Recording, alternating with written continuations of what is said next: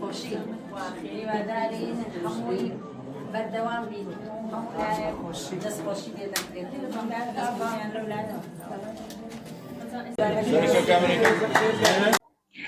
ناوم لاڤان ئەمیر حاجی ڕەزایە دەرچووی کۆلێژی ئەندازیاری کوشتوکاڵیمە ماوەی چەند ساڵێکە ئەو کارەی دەکەم حەز و ئارەزۆکی زۆرم هەیە لە بابەتی فۆلکلۆر و دیزاینی جلک و بەرجی کوردی و سەر و کرا و ئەو بابەتانە 17 سال مێژووی دروستکردنی یەکەم کراوەم دەگەڕێتەوە لە 17 سال پێش ئێستا تاسە کۆنەکانم دەینا دەمکردا کراو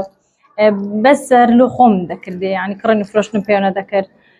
وردە وردە حەز هەر زیاتر تاسم کۆ کردەوە و کڕین و فرۆشتنم پێ کرد و دەم کردە کرا و دواتر پیجم دانا ماوەی چەند سارەکە لە ڕێ پیجەکەمەوە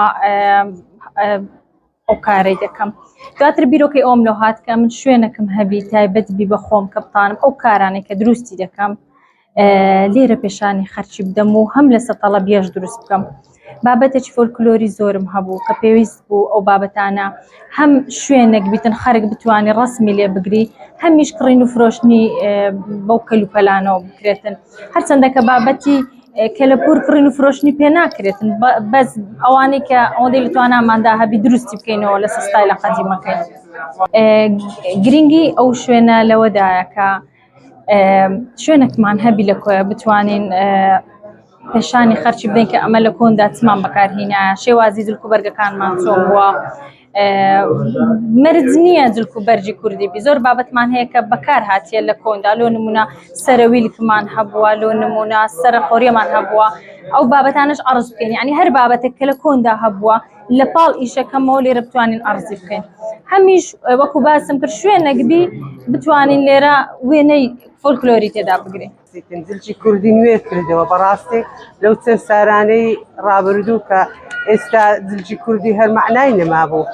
وەخوای بە هەر نەوعەت دروستیان دەکرد بە کەیفی خۆیان بەزە ئێستا لاوە خستێ و سەر ڕەسەنی کوردایەتی خۆمان کە نەنکەکانمان داپیرەمان ئەوانەمان کە جلکی کوردیان لەبەر کردیا یعنی بەڕاستی کارێکی زۆر زۆر پێویستە و زۆر زۆر دەستخۆشی لێ دەکەم وەچی لەوە کسی برامە یعنی ناقانم برێم ئەو بەس ئەشەدوی لە هەر کەسەکی دوێ ئاستا فەرزم بێگانی چیز بە زۆر زۆر دەستخۆشم لێ دەکرد و زۆر زۆر پێ خۆشحاڵ بۆ ئیشەی کە کردیت یعنی کە ئەو جێباشەی داتێ ئێرە شەر فۆلکلۆرە و ئێرە شەر قەدیم بە قەدیمی ئەو عالەمەکە لێ ژیایە و ئێستا ئێک لەبارە خۆم کە هاتیمە ئێرەم دیتە کاتی من داریم بە بیراتەوە کە هاتین دۆخانەی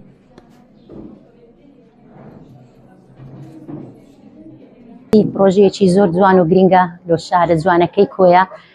کە پاراستنی کللتوری کوردی ئەوە بەشێکی لە سەروەت و سامانی ئەو نەتەوە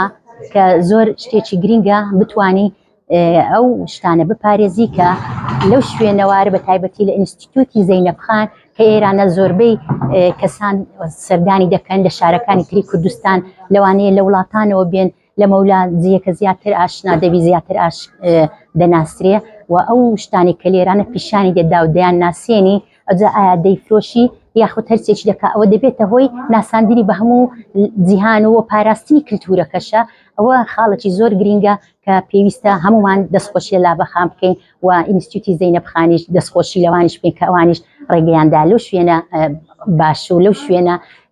کللتوریە لەو شوێنە کۆنەکە ڕەمزەکی کۆیەیە کە بتوانێت لێرانە نمایشی جلوبەرگ و کللتوری کۆیە و کوردەواری بکە دەستی هەم